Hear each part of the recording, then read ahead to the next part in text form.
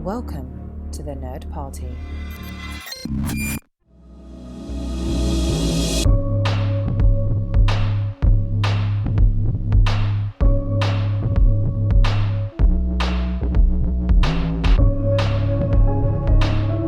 Welcome back to Houselights, specifically the House of Meyers, Nancy Meyers, in fact, where we are looking at the work of legendary director Nancy Meyers and her output from 1998 through 2006.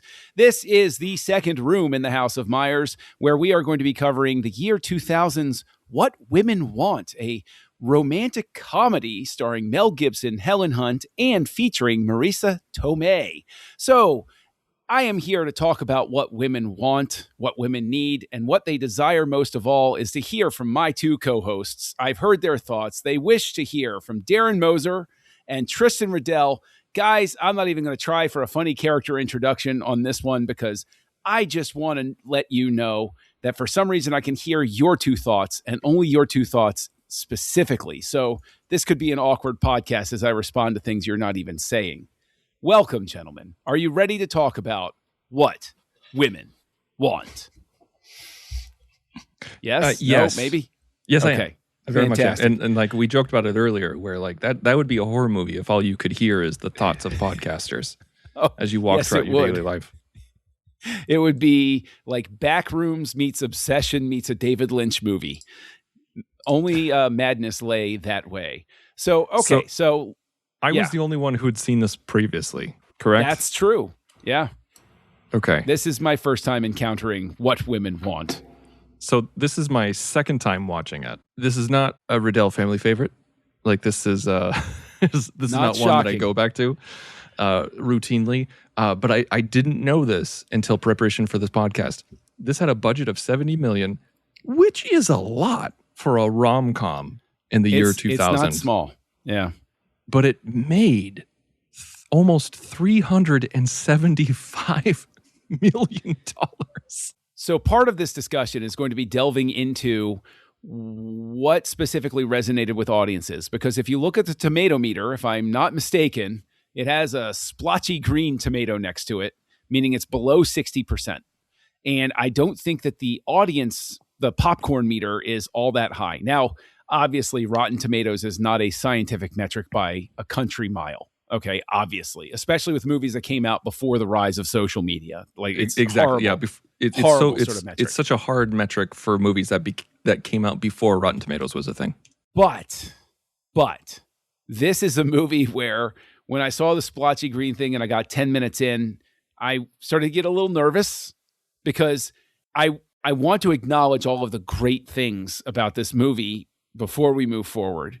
And going through the credits, we see again, Dean Cundy has come back to work with Ms. Meyers again. I'm like, well, okay, hey, this movie should at least look terrific.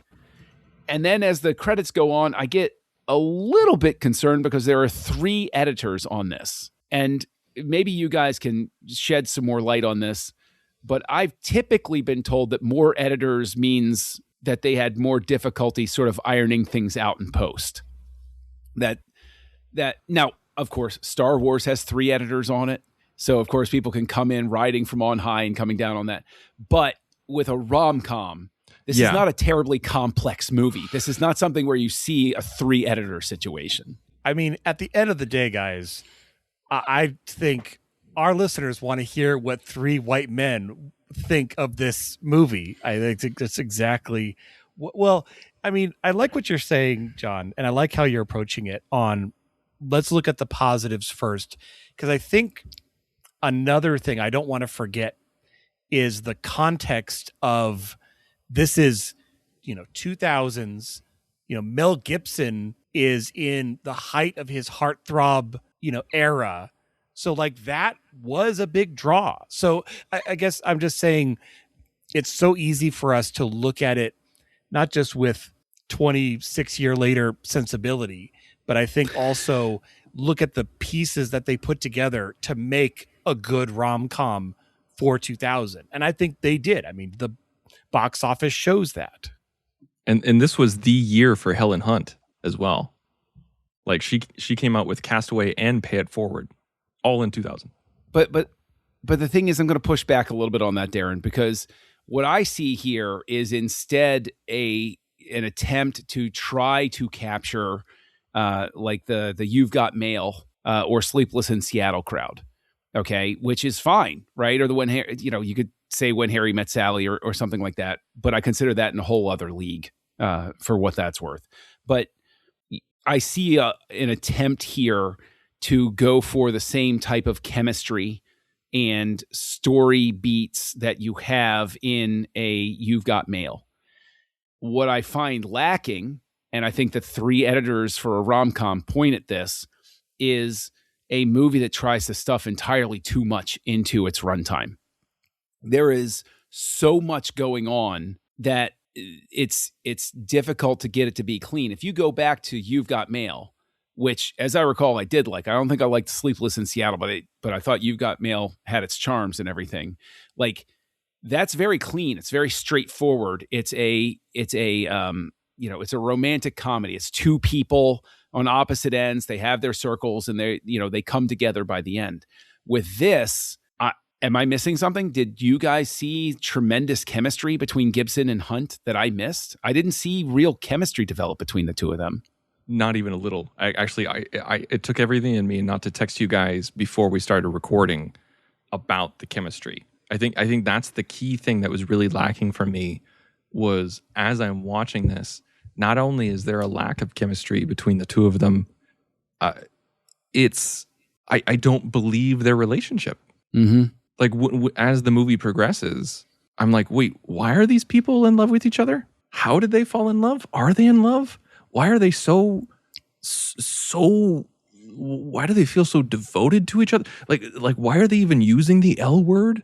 Like what is going on? Like, if they just made it like an attachment or an infatuation, not an infatuation, but like if they just made it like, I don't know, what's Pretty Woman, okay? Like, I don't know, I don't remember them professing their love for each other. Like, they made grand gestures and everything like that, but they didn't insinuate that they were going to get married and live forever together, at the end of the movie. And I'm not saying that they're doing that specifically in What, When, What, but it's just, it felt like too much too quickly with their relationship. There was no build. Am I wrong? Mm-hmm. Yeah. Also, you're spot on, John. You gave You've Got Mail a 4 and Sleepless in Seattle a 2. So, yes, your which is memory insane. Completely intact. He's going to be sent to the accurate. Hague. It's insane. No, we're it's not insanely going back accurate. to episode 132. Okay, we're not doing that right now. But insanely accurate. Yeah, I mean, there is a lot, and it's hard to digest without playing script doctor, as we sometimes do. Where, I mean, maybe if it was more of, and it's just hard because this doesn't necessarily get the chemistry right, because that's an actor to actor kind of thing. But if the story was more of they're in a relationship, but he's having trouble committing and they just can't understand each other. What do women really want? And then, they come out of that. Something where they have an existing relationship instead of they literally know each other for days at best, maybe a couple of weeks. So I agree with what you're saying, where it just story-wise, it's hard to see them falling head over heels for each other. But then on top of that, yeah, there's not that connection. And I don't know if it's Gibson. I don't know if it's Hunt. I don't know if it's because it's both of them. I mean, I think that, even speaking to the difficulty they had in the editing bay, I'll come right out and say it. You could literally just about cut the daughter from this movie completely and not even notice it was missing. And that's unfortunate, because I think that the young lady that they cast as the daughter, Ashley Johnson, is fine. Yeah, she had like a pretty good career, as I recall. I don't know if she's still active or not, but I remember seeing her in other things. And she's huge on Critical Role. Okay, she's one of those players. So and voice also acting. I know her as Ellie from The Last of Us on PlayStation. Oh, well, there you go. Just got to give that a lot of up. voice acting. Yeah, but that's the thing is I remember hitting a point with the movie where even he had to be reminded that he had a daughter that was at the prom that night.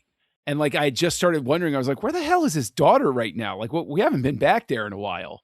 And it's while he's like going off and like chasing some other side character who he happens to overhear her mental health difficulties.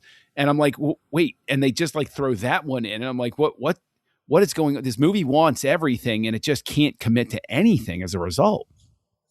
I think, yeah, I didn't really think of it that way, but you're right, because I was about to defend the daughter storyline just because it's another avenue to show his understanding and his personal relationships and how deep of a relationship that is between a father and daughter.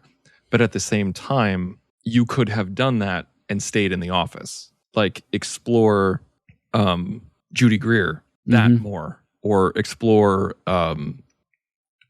what is her name? She's amazing, and I'm completely blanking on her name. She's in all the American Horror Story seasons. Sarah Paulson. Or explore Sarah Paulson more, like his assistant. Like she's, they make it a statement that she has an Ivy League education. Like it, and he treats his assistant like crap. Let's go into that. Like have those emotional moments. I don't know. It's just like I feel like it's either kind of one or the other. But I see what you're saying. I don't mind the daughter relationship stuff, but I do understand what you're saying because it feels very scattered. I mean, there's really 4 stories, and they're all different types of relationships he has. You have the daughter, you have the, just a coworker, you have his boss, and you have the one night stand.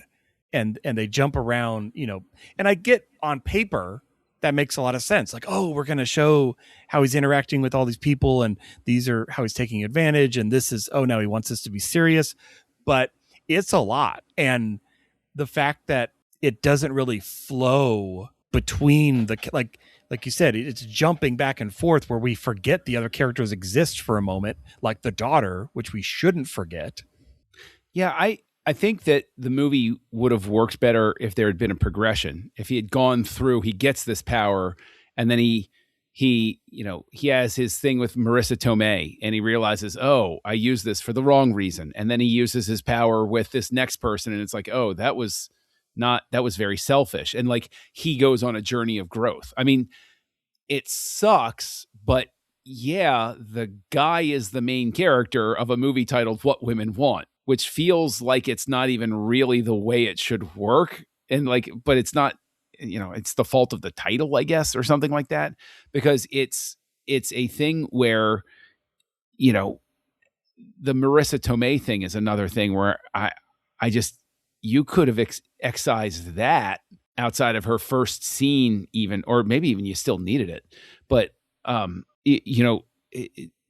the thing, is these are parallel storylines, but they're not working in conjunction the way they should. And what I struggled with through it as well is I don't think Gibson was the right guy for this. I don't think he's charming enough in this role. I think that there are moments where he's trying to play old comedy Mel Gibson, like Zany Riggs from Lethal Weapon. And then I think that there are parts where he's trying to play a more serious Mel Gibson type of role. I don't think that he ever finds his footing in this movie.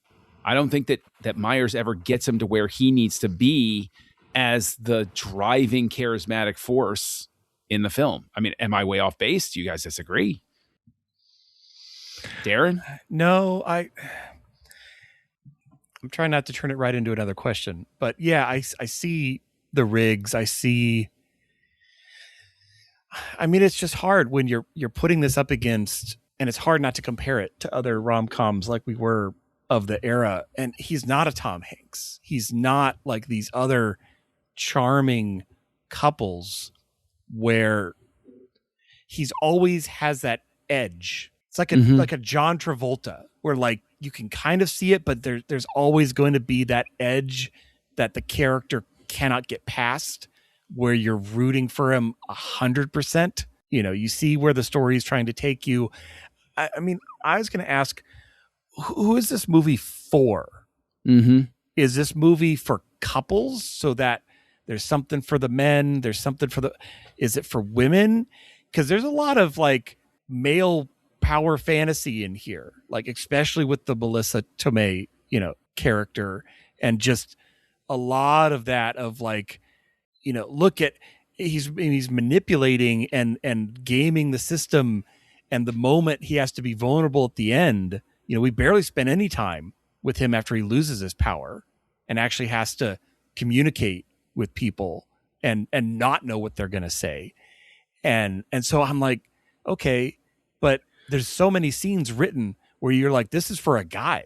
This is like for a guy like, oh man, imagine you had this cool power where you could figure everything out and say the right thing. And it's like those movies where they have the button and they can jump back 5 seconds and redo, it's the same concept of like just having that one up on the situation. But I can't see what is for women in this. Like, is it just the eye candy of Mel Gibson in 2000? I guess. I don't know. Well, I mean, I think that the movie is one of those things where, because I was talking about it with a friend after I watched it, and I was joking around with her where I was like, oh, well, hey, here are my thoughts on it. And I think that this is one of those things where even if you don't like this movie, it's not one of those ones where it's offensively bad, where anybody's going to be mad. I think there are plenty of people who had a good time going out and just having a laugh at seeing Mel Gibson trying on hot wax and lipstick. So like it has that aspect to it. And he gets the girl at the end, and he, like the ending, everybody winds up in a happy enough place at the end.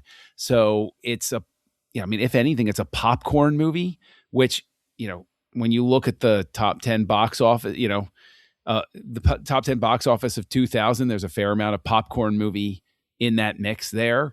And I would argue that we're used to saying popcorn movie in the sense of like a big action movie, like the number one box office hit of that year, Mission Impossible 2. So, box office is not a metric of how good a movie is. And, like when I hear the term popcorn movie myself, I think of a big action extravaganza. But I think this is a popcorn movie for people who don't want to watch things blow up, if that makes sense. Do you get what I'm saying there? It's not a thinker. Yeah. Is what you're saying. Like it's a rom-com, but it's not a thinker either. Like I don't know. It has something deep that it's trying to say, but it gets lost. Yeah. And it's essentially gets broken down to its most basic parts, where a chauvinist learns how to listen. Mm-hmm. And that's it. Mm-hmm. And that's the movie. I especially enjoy the contrivance of him losing his power because he happens to be directed by an old woman into an alley during a rainstorm. Then it hits a... No. An old Asian woman. Yeah.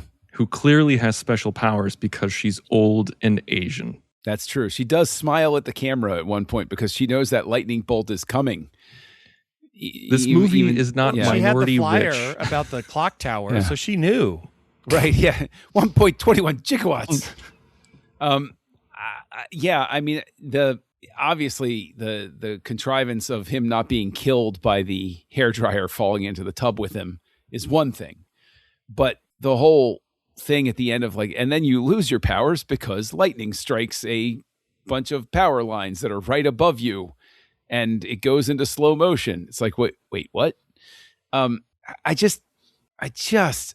know. I even thought, again, to come back to the technical side of it, Dean Cundey's a legendary director of photography. But one of the things that drove me to distraction was the fact that it was a fake background in that condo set for Gibson. The fake city background, when it's lit wrong, looks god-awful.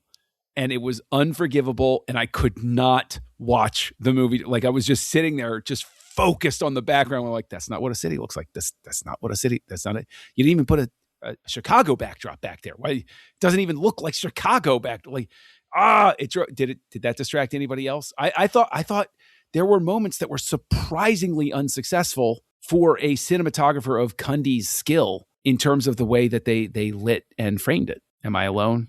Am I on John Island on this one? You're not alone specifically with the cinematography. I think I was able to ignore the cinematography in that scene specifically, like when he's putting on the pantyhose and before he gets his powers and everything like that, just because the scene went on ungodly long. It felt like 1.5 pod races. It was so long. And I was so confused by it, because I'm just like every once in a while I'd be like, wait, we're still in this scene. Like, we're still going. It's a huge chunk of the movie, and it just kills the momentum dead. Just absolutely. Like, do we need to see him explore every single product in the amount of time that he gave it? And it's just, it kind of turns you off from the rhythm of the movie early on. And the cinematography itself is incredibly basic. Like, it's not so much that I wanted cinematography that insists upon itself, that, you know, like makes you aware of it. Like, you don't need that in a rom-com, but at the same time, it was incredibly basic 1 2 1 2 1 2. I'm glad you mentioned that scene where he's trying all of the products, because I agree with you.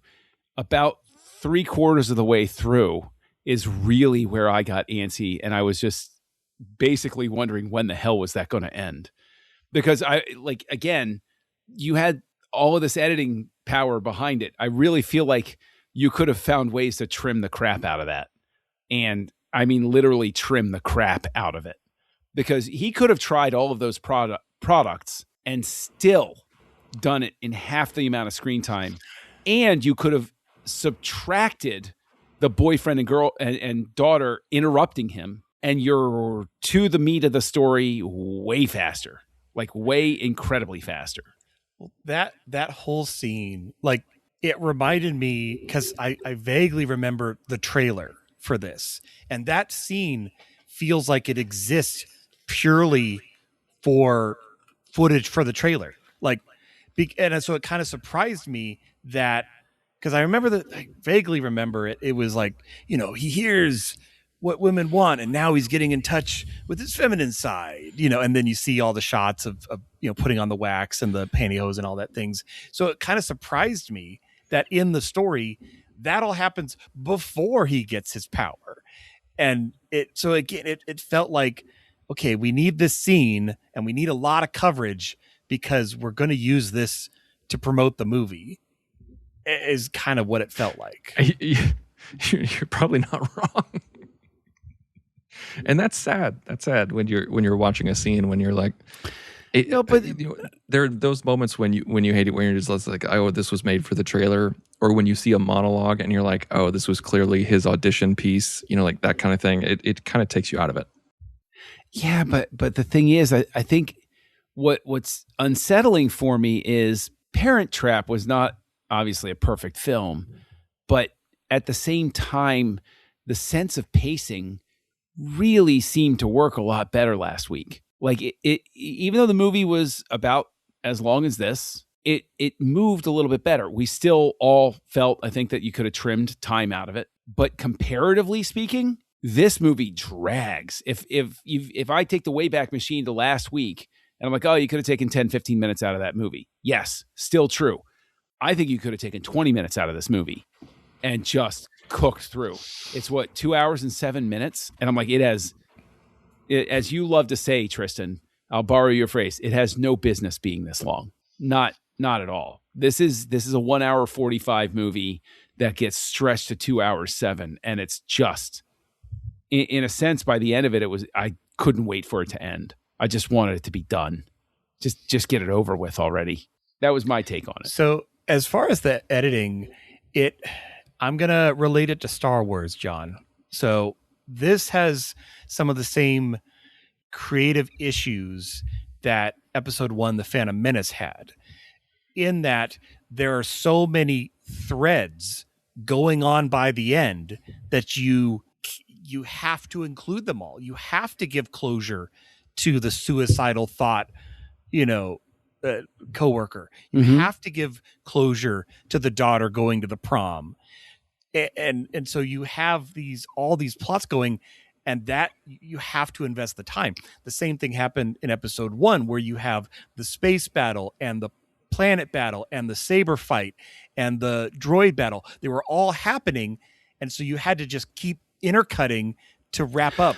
You couldn't cut one out. And this is kind of the same, unless you drastically literally took like, let's say example, the suicidal thought coworker, if you took every single scene of her out, yeah, you could do it. Yes. But now your main set piece to get him to lose his power is connected to that plot. So how do you get him there? So it's all intercut. I get what you're saying. But the thing is, I didn't really actually have a problem with the way the ending was intercut. I'm just saying that I was so impatient with it because of all of the earlier sins that I was like, good Lord, why are we like, if I had taken less time to get there, I've less problem with the ending, is what I'm saying. Like the ending, I think, does a good enough job of juggling everything, except for the very end where they kiss and it immediately like smash cuts to credits. I'm like, wait, what? That's all? Yeah. That was strange. There's like absolutely, no it almost denouement. feels like it got to 2 hours 7 and they were like, yeah, nothing. Yeah. What'd you think of the ending, Tristan? Because not even the kiss, but like from the moment she says you're fired, the tone shifts. And then the movie's over like 2 minutes later. And I was really caught off guard by that. I was not expecting that ending. It really would have been interesting if they had the cojones to end the relationship right there. For her to say, you're fired.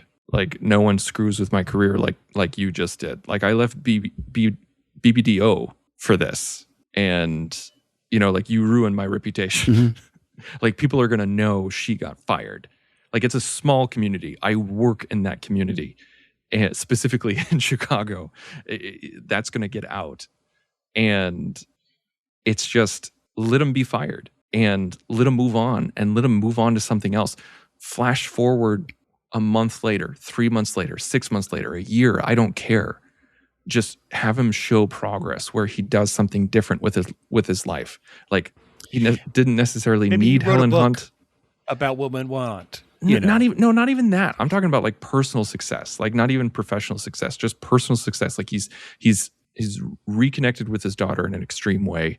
Like he, maybe he stole some of the people from his old company and started his own firm, and it's forward thinking. And then like at the year later mark, Helen Hunt comes back into his life and, says like, can we start over? Can we do this on even footing? And then that would have been like, you have your moment, like where you have like, you show personal growth, and it's not just right then and there, it's long lasting, right, and you still get your happy ending. Would it not have been great to take your idea, what you're talking about there, and have it be where he not only has Judy Greer as, some lead copywriter or something like that, but he's, the owner of the company, but you see him sitting in a boardroom full of women and he's like, no, you guys got it. I'm just funding, you guys are the brains.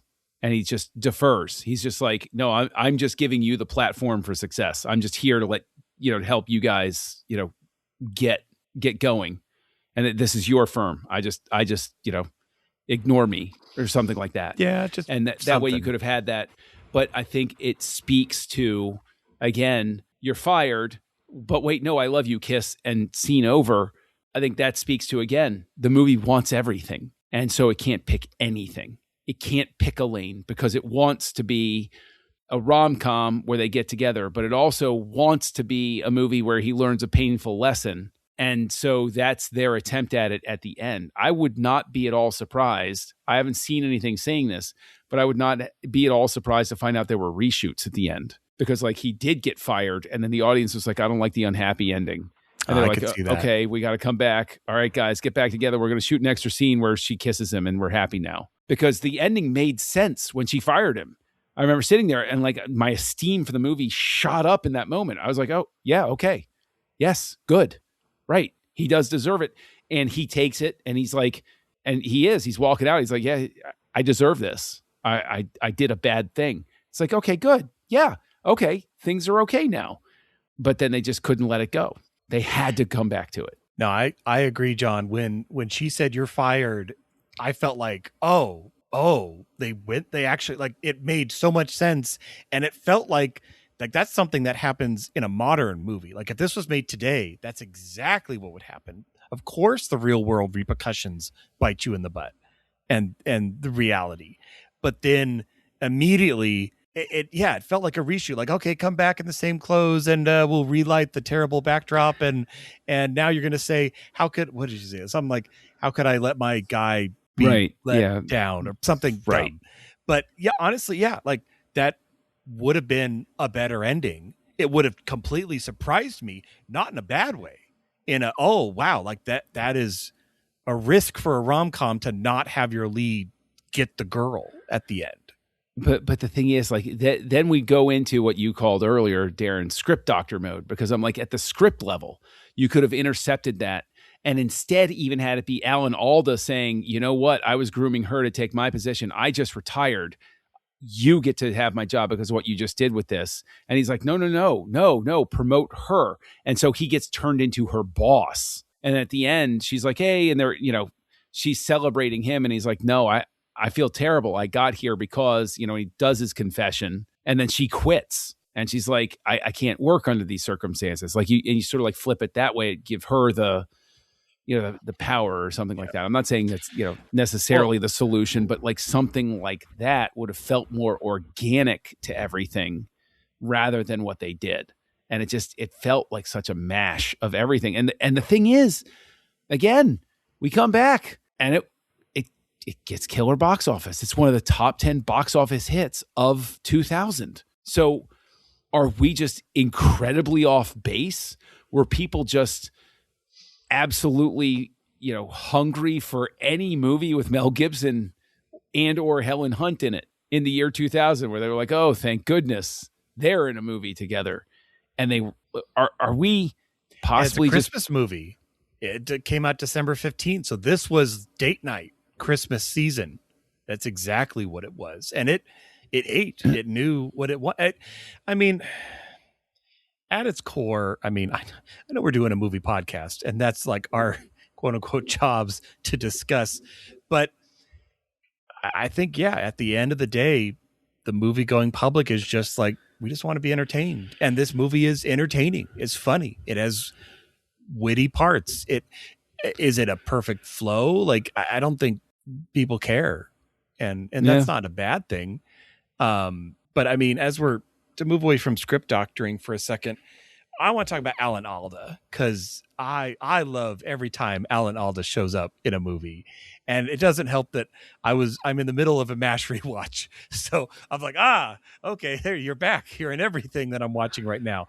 But man, you want to talk about chemistry. Alan Alda on screen every moment had more interpersonal chemistry with any character than Mel Gibson did in this. Yes, it did. He just oozed that, fatherly charm, I guess, for his age, but it was great. I loved seeing him in this. He has such an easy on-screen presence. Like he shows up and you feel comfortable with Alan Alda, which I know sounds like damning with faint praise sort of thing. But like when he shows up, he exudes a warmth that you enjoy. And unfortunately for him, having watched Futurama, I always think of the robot during the war episode that is specifically designed to mock Hawkeye Pierce from MASH. And so, this isn't a war, it's a murder. But I think that you're right. Alan Alda's great in this. He's one of those actors who can do so much with 5 minutes of screen time. And if you mention this movie, I will think of him before I think of the leads in terms of my reaction to the performance. Yeah. Oh, there's one scene. He's on the phone and he lifts up the other copy that's exactly the same as hers. Doesn't say anything in that entire scene. And he's acting his heart out. Like, exactly what he's thinking. He's not even talking. Mm-hmm. Yeah. Did you guys know that there was a remake of this? Is it really a remake? I know there was. Is it a remake? There was it's a gender swapped remake. Yeah. Yeah, it's with Tracy Morgan, right? Well, he's in it, but it stars Taraji P. Henson. It's literally called What Men Want. It came out in 2019. I never saw it. Why would I? But well, it's a much shorter movie. Xbox and Star Wars toys. She just walks in. Oh, he just wants to play Xbox and talk about Star Wars. Okay, and credits. There you go. Okay, so where did you guys see Nancy Meyers in this? As we finish up, I didn't. There's nothing in this where I'm like, oh, that's the director of The Parent Trap. No, I didn't. If anything, this feels like a director who's given something to do as opposed to somebody who was excited about wanting to do it. Now, I'm sure the backstory of it could be that like she commissioned the script because she was so excited, but this is only 2 years after The Parent Trap. This feels like hey, we got a thing with big stars attached to it. Can you get this across the line? That's what this feels like to me. Yeah, I mean, I don't want to speculate because I don't have that information in front of me, but yeah, it does have that different feel of passion project. I really want to get this made versus, this went through a couple of directors and it landed on, Nancy Meyers' desk eventually, and then became, moved out of production purgatory and finally became, I don't know. That's all speculation, but yeah, I mean,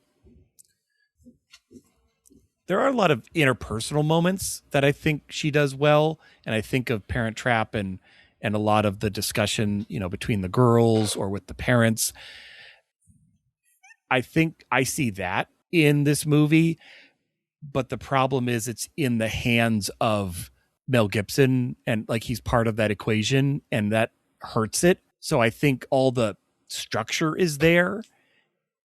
It just doesn't quite fly with this protagonist.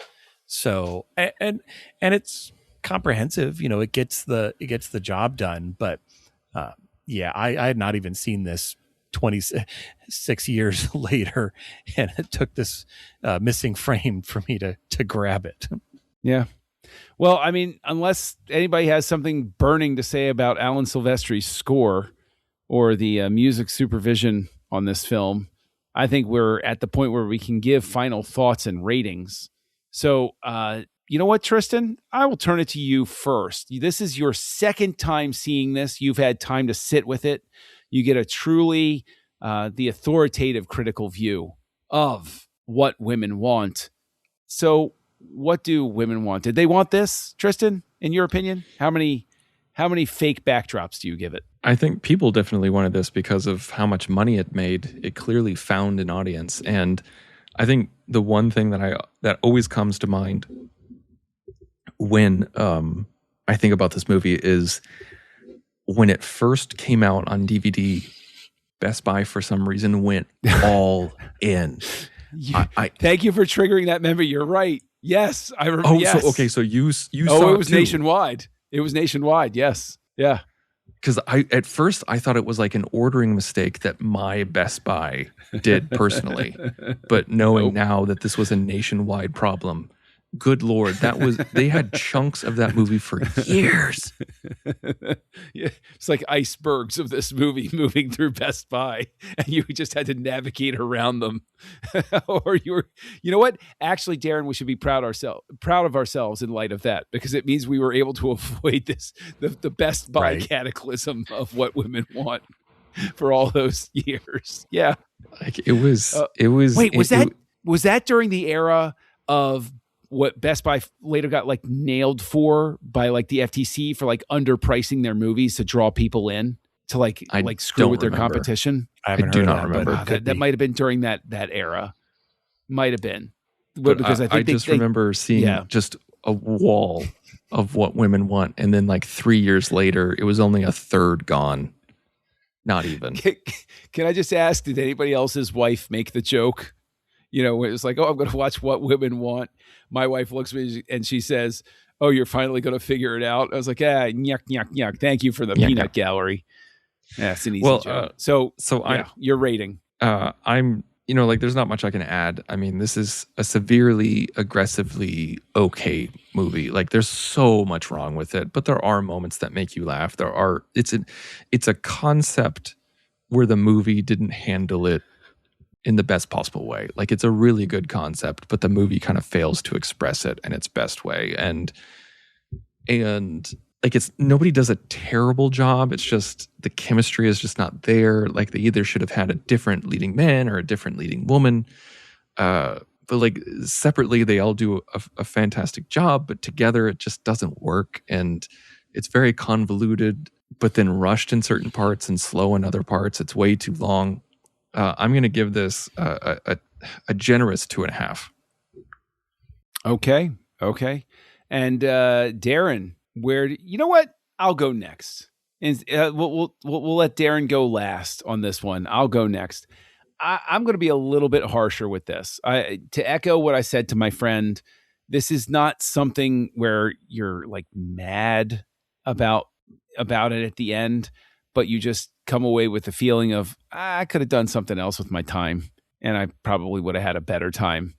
And yes, there are moments that work pretty well. But even just some of the jokes that work well, they just take too long to tell. And I just can't get over that fake background. It's absolutely killing me. So I'm going to go ahead and I'm going to give it 2 stars. Darren, tell us what you're thinking about What Women Want. Well, you can't tell you didn't get hit by lightning. No. Yeah. No, I'm also giving this a 2. I'm never going to watch this movie again. And I do kind of wish I had watched a few more MASH episodes instead. I probably could have gotten through 6 during this, what I spent on this. Again, like I said up front at the beginning, I wanted to think about it in the context of the era it's in. People are just going to the movies for fun and having a good time. And there's nothing wrong with that. It made lots of money. It kept, Mel Gibson's star rising. That's fine. But it has a lot of issues. And I'm looking forward more to next week. But yeah, 2 stars for me. Well, there you go. That is our analysis of What Women Want. And I know that we are looking forward nonetheless to the next episode of Houselights, where we are going to be looking at Nancy Meyers' next film. So, Darren, what is coming up? That's right. We're going to go 3 years later to 2003's Something's Gotta Give, next on Houselights. Join the revolution. Join the Nerd Party.